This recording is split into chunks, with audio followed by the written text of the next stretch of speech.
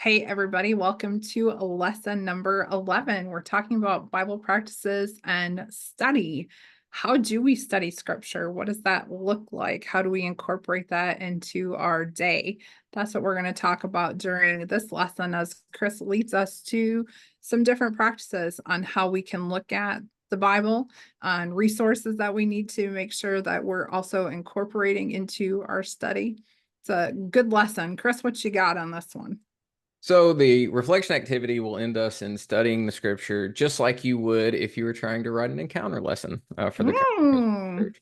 And essentially what we want to get to here is that the Bible, the ditch on either side is that the Bible has no this doctrine or teaching, because people are like, I love Jesus, but not organized religion or whatever that. But the Christian faith is built on instructions that we see Yeah. from scripture, on common interpretations, common teachings. And so what we want to try to do today is to uh, squash our incessant desire to make everything so personal, and Mhm. understand that this is a book that was written in a certain time, in a certain place, for certain people, and some of those principles move on.